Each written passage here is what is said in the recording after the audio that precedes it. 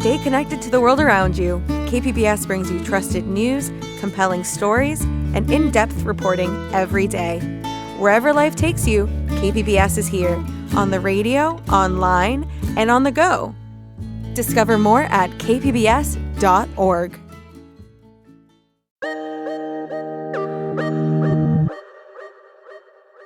Do you want to try it now? Would you want to have like a small sip or not? It doesn't take too long. Okay. Yeah. Producer Anthony and I are in Ellie's home kitchen, about to try her famous champurrado. So this is a mixture of chocolate, spices, and corn, basically. This is so good. I love it. It's very hot. No? It's really hot. It's a little thick from the corn, not too sweet. A rich, spiced chocolate with hints of cinnamon. A recipe passed down through the generations. Champurrado is a warm, cozy drink that you share with your family at home, when everyone is together, when you want a little bit of like, oh, I need a little love. We're in her kitchen because it also happens to be the headquarters of a local business, one that started, at least partly, from a moment of exasperation. In 2019, Ellie couldn't find a job. She'd recently moved to the United States from Tijuana and was newly married. She had a strong career in marketing in Mexico, but struggled to start a new life in the U.S. It's really hard to get a job in San Diego if you're coming from another country. Even though you have your degree, even though you have the experience, it's difficult. She was working in a preschool to get by, but in her free time, she was rediscovering a passion from her childhood and cultural heritage. I fell in love with the process of chocolate making. Around that same time, California's laws were evolving, opening the door for a different kind of business. Suddenly, a new possibility emerged. I was really amazed. I was like, what? You can do this at home? Are you kidding me? Ellie went all in, researching, testing recipes, making chocolate in her home kitchen, and selling it at markets. It was a hit, and the project felt like it could be sustainable. I worked in a preschool for 1 year, and in 2 events, I got half of the year's salary in just 2 weekends. That's amazing. And that is crazy. Ellie's experiment turned into the job she was looking for. But just a few years ago, her chocolate business would have been illegal. Today, we go inside a real cottage food business to explore how it could challenge a massive, shadowy chocolate industry. And we taste the centuries-old traditions this home kitchen is bringing back. My name is Elizabeth Rosales Aguilar. My company name is Raíz Chocolate. I make chocolate with Mexican-inspired recipes.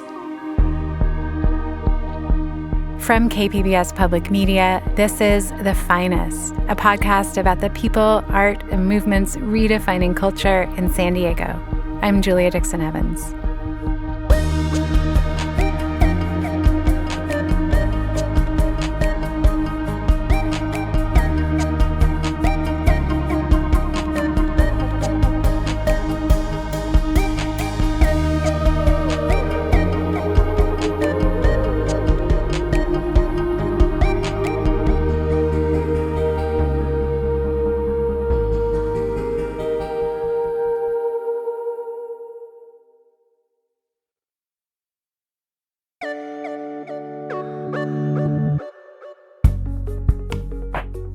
Before 2013, if you wanted to start a food business, you had to buy or rent a commercial kitchen. The startup costs were huge. Over the past decade, California and San Diego County have passed laws that allow people to sell food they make at home. These are cottage food and micro-enterprise home kitchen operation laws. It is good that they open this, the possibility of running a business from your home. These laws have dramatically lowered the barrier to entry for food businesses. Early reports show that compared with conventional food businesses, a much larger portion of home kitchens are owned and run by women and people of color. Ellie and her chocolate brand focus on a distinct, traditional, and really tasty approach to Mexican chocolate making. And it's with her drinking chocolates that Ellie really gets passionate about her work's connection to tradition. Because in Mexico, chocolate is consumed mostly in drinks. My goal would be to make kind of like chocolate drinking mixes that are adapted to the modern kitchen so that people can easily prepare them at home. I first met Ellie in November at an artisan holiday market at the Mission Trails Visitor Center. She was selling chocolate bars, chocolate-dipped candied orange slices, and of course, a variety of drinking chocolates, like the champurrado. I was struck by how knowledgeable she was about cacao, not just chocolate production, but growing practices, history, and even the big stuff like climate change. I sampled one of her Almendra Blanca bars and was immediately hooked. And I noticed a note on the packaging, made in a home kitchen. A required note like that can feel like a warning label, but for Ellie, it was more like a beacon. This chocolate was made with love. Still, we were curious. She made all of this at home? We wanted to know more. Hi. Hello. Hello. Come on in. This is Anthony. Hi, Anthony. Nice to meet you. you. Hey, can I bother you really quick with these ones? We are Oh, yeah. only indoor shoes. Okay. Thank you so much. Ellie lives in a quiet neighborhood in the shadow of our local mountains. From the outside, her house seems just like any other on the cul-de-sac. And inside, the entryway leads us to a welcoming living room with tall windows overlooking the sunny backyard. Ellie has a separate, clean room elsewhere in the house. But first, she shows us the kitchen. Here is where she makes her morning coffee and prepares food for her young family. Magnets on the fridge look just like anyone else's. And she's able to do some of the chocolate work here in a dedicated storage and prep nook where most might put their kitchen table. She opens up a large storage bin full of cacao beans.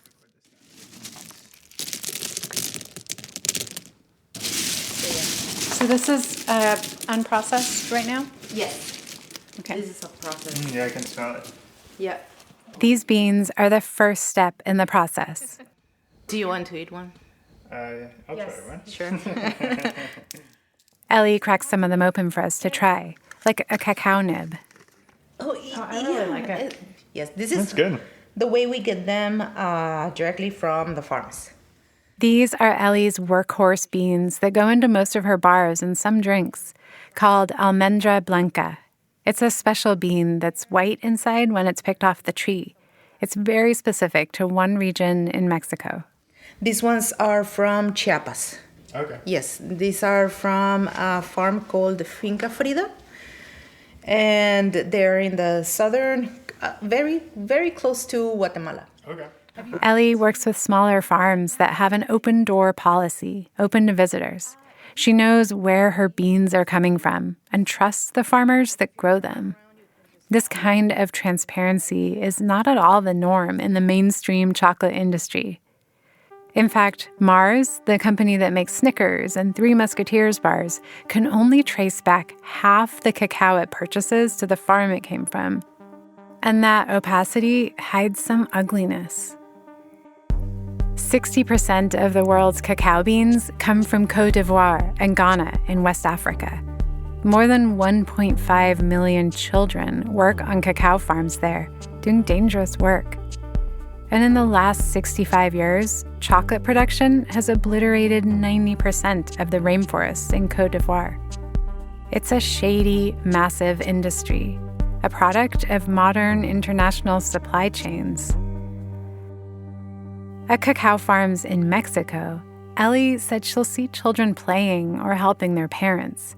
But there, it's not about feeding a global industry.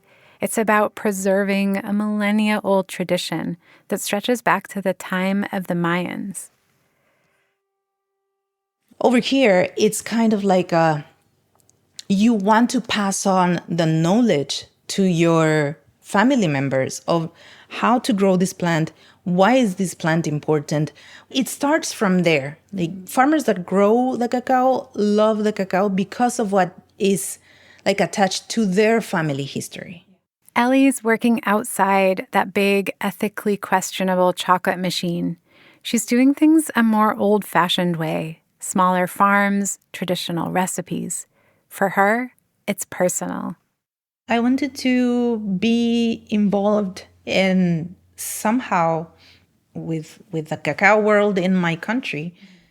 Ellie grew up in Tijuana and has her own family history with chocolate, especially in the form of champurrado, the spiced chocolate drink we tried earlier. My grandma used to make tamales every winter. And kind of like our pay for doing the tamales was to have champurrado. Yeah, I remember just sitting in her living room watching a telenovela and eating like a tamal and champurrado. Mexico is the birthplace of chocolate, and it was a central part of indigenous cultures there before colonization. It was sacred, used in spiritual ceremonies and even as a form of currency. But globalized mass chocolate production threatens to gobble up that whole tradition. Thanks to those cheap beans from Africa, Mexico now imports more cacao beans than it exports.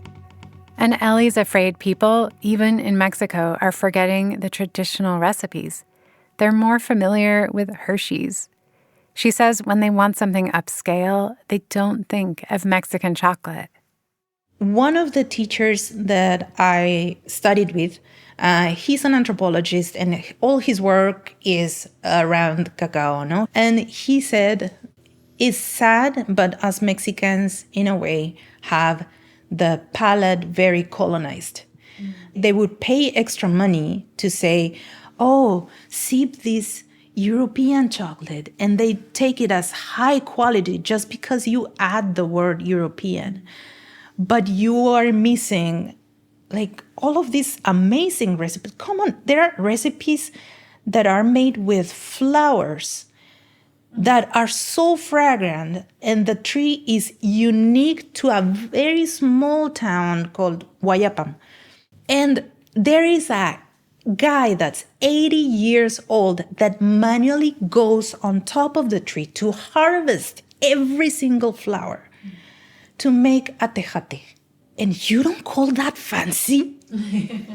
Like, why not? And you call that and that's not important? Like, why? Ellie's passion, really what would become her mission, is what drives every step of her work. When we started the company, I was sourcing cacao from India, from Guatemala, from Brazil, and making all of these different type of origins. And then I was thinking, yes, I like it, but that's not where my heart is. I don't know how it's grown in there. And I thought, why am I trying so hard to get into this new wave of like chocolate makers? She realized she didn't need to search outside of her own tradition. It's like I have my own and it's very strong and I love it and I would love the world to know it. Ellie's Almendra Blanca bar is 70% dark chocolate. It has a delicate flavor with hints of caramel and a little fruitiness, but still a smooth warmth. I recently gifted one to a friend who later texted me, quote, "This may be the best chocolate I've ever had." It has the delicious flavor of the land where it was grown, the terroir wine lovers talk about, the same land where beans have been grown for thousands of years. This is something that's almost totally lost in industrial chocolate production. Those big companies like Mars and Hershey's blend beans from many different places and farms. They often add alkaline salts to reduce acidity and try to make every bar taste the same. But Ellie's operation looks a lot different. After the break, we'll learn how the flavors of the Almendra Blanco cacao bean come to life in a silky smooth bar, with the help of some unconventional tools and a lot of determination. Stay with us.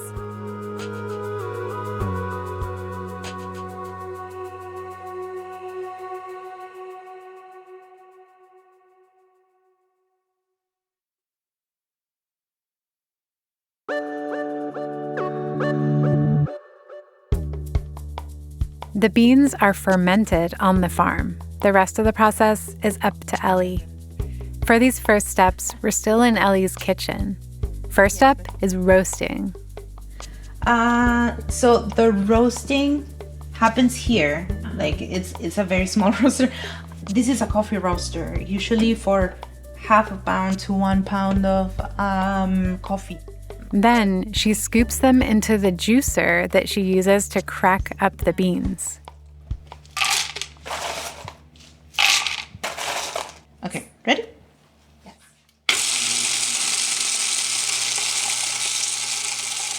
A lot of her equipment is not originally meant for chocolate production, just affordable kitchen gear that gets the job done.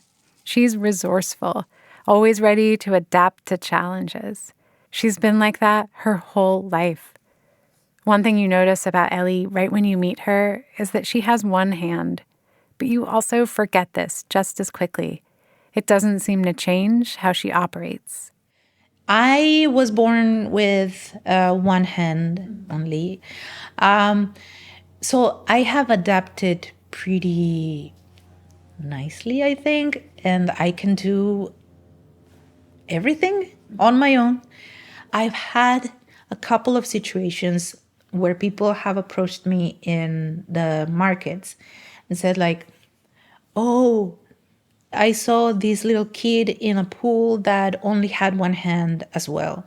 And he was also very lively and very didn't make a big deal about it and stuff like that. And I thought, wow, they have like a preconception of like, oh, yeah, because you should be like maybe very sad or you have like problems or something like that.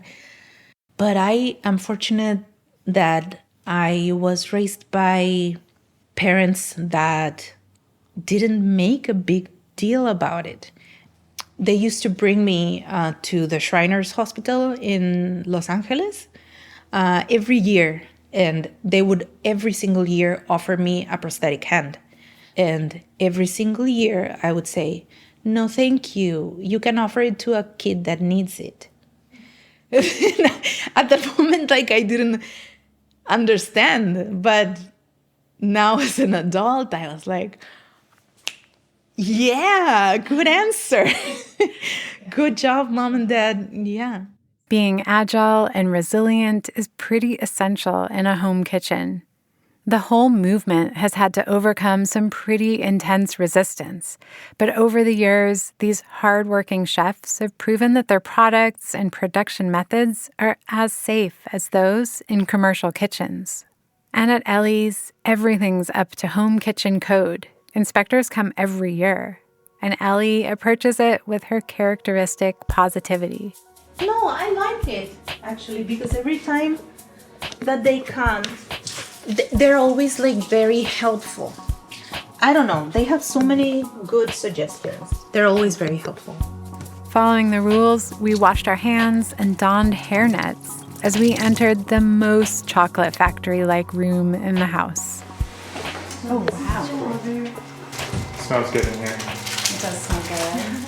This room is small, a front room just off the main entrance. It would probably be used as an office in anyone else's home. It's dark and cool inside, with blinds drawn and carefully monitored climate and humidity equipment humming softly.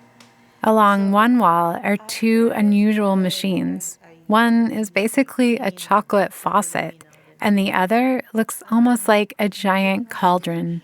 So this machine is the grinder.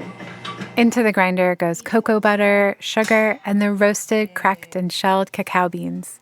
For the drinking chocolate, she adds some spices. This one runs for about 3 days. Out of that machine comes a mass of already delicious but crumbly chocolate. For drinks and champurrado, that's perfectly fine. But right now, she's making bars. And the bars need that crisp, smooth texture, which entails another very important step after grinding. And this is a tempering machine. This is what it does. It gets hot. The tempering machine is the chocolate faucet. It gradually warms and cycles the chocolate until it reaches the perfect texture and temperature. Exactly when to stop grinding and tempering, those are intricacies Ellie learned through trial and error. We still need a little bit more because it does 1 degree does matter. Though she had to do a ton of research and practice, Ellie has actually been learning to make chocolate her whole life. I've always wanted to work with chocolate or know how to do it. And when I was growing up, I used to tell my mom, "Amma, let's make some chocolate." And my mom used to get me tiny pieces of the blocks that she would buy for her desserts and teach me how to temper it, basically. And I used to make them for my friends or whatever. No, I got very excited. Then we went to Oaxaca because I always used to ask, "Ma, but how is chocolate made?" And we saw the women working with chocolate and I said, "Oh, that's how." And then just life happened. Ellie studied visual arts and got into editorial photography. She had a successful career in Mexico City before moving back to the border region.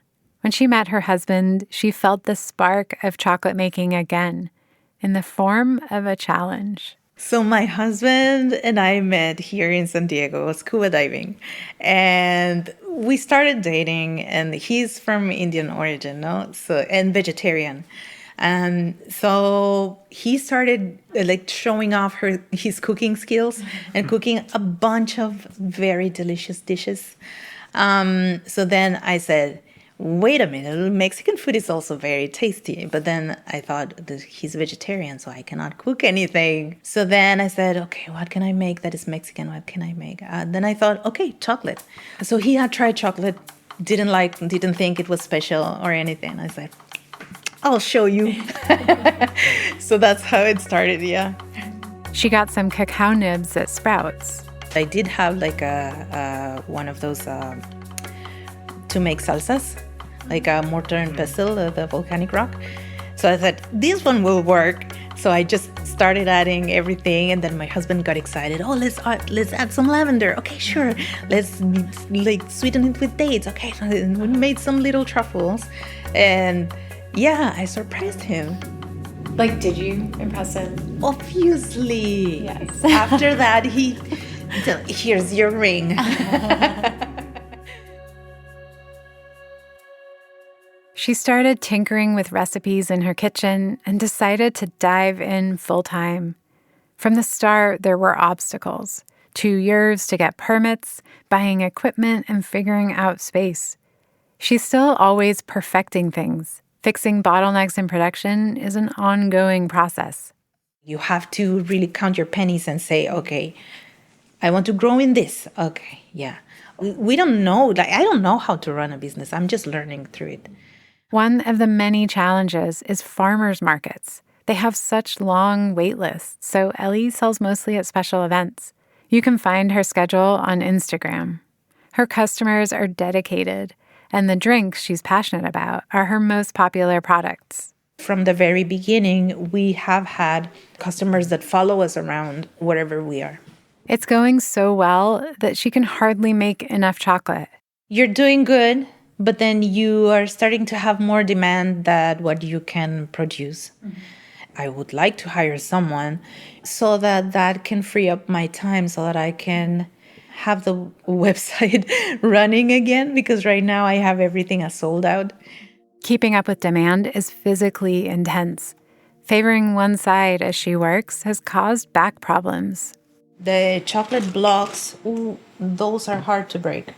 I started with a nice peak, but then I have all this part of my, the right part of my back. My hand goes numb in the night. And it's time-consuming. After the tempering process, Ellie pours the chocolate into custom molds, which adds an intricate floral pattern on the face of the bar.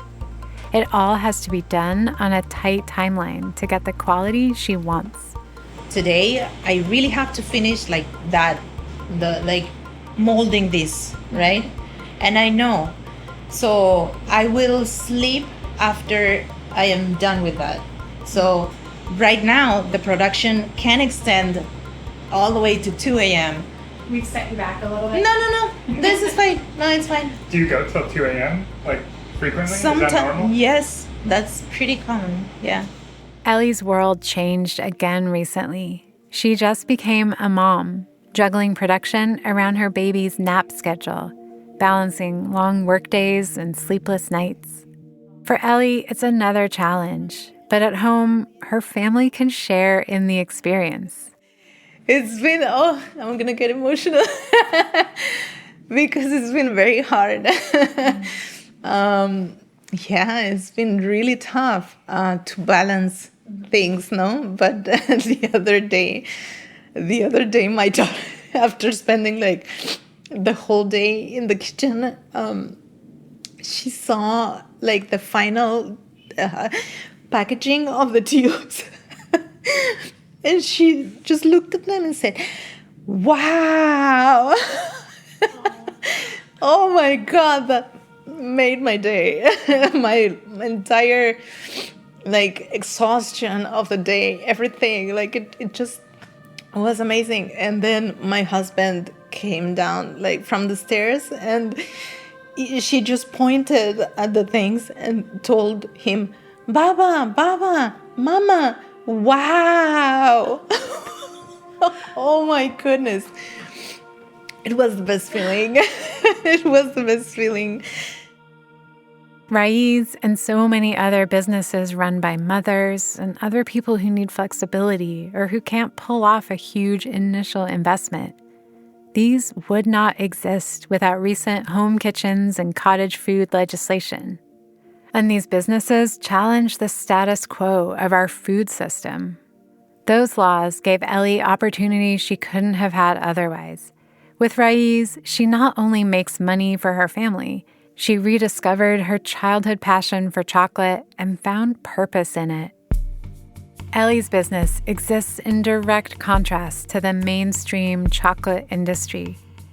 Every step from bean to bar is visible, simple, and designed to celebrate the natural deliciousness of Mexican chocolate. And even through hard work and late nights, Ellie hasn't lost the love and passion that Raiz Chocolate is built on. Do you ever feel like after a long day or after a long period working, do you ever feel like, oh, I don't want to taste another piece of chocolate? It hasn't yet reached that point, I think.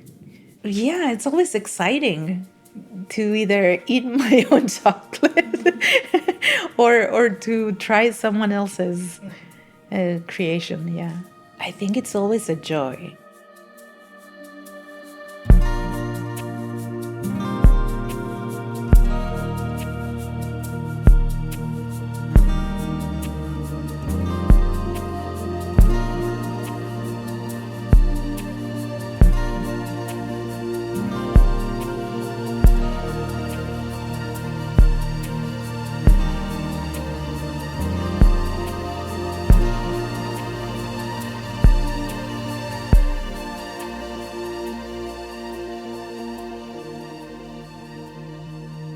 A special thank you to Elizabeth Rosales Aguilar for her help with this episode.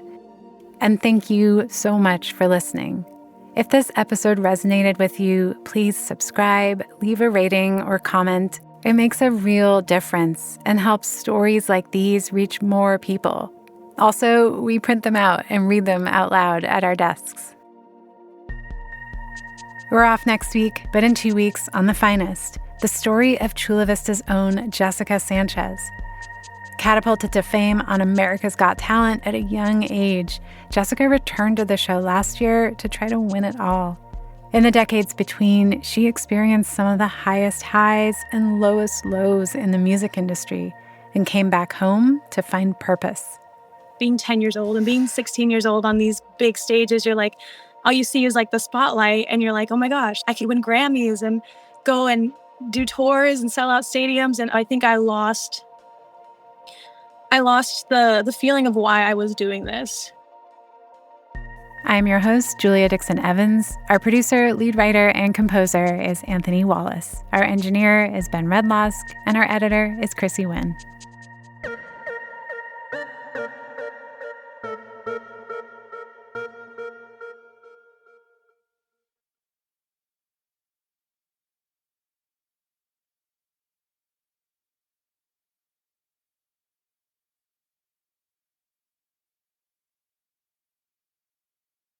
KPBS On Demand is supported by the San Diego County Toyota dealers, presenting a new 2025 RAV4 with on- and off-the-road versatility and available all-wheel drive with gas, hybrid, and plug-in options available. Visit your Toyota dealer for more. The San Diego County Toyota dealers. We make it easy.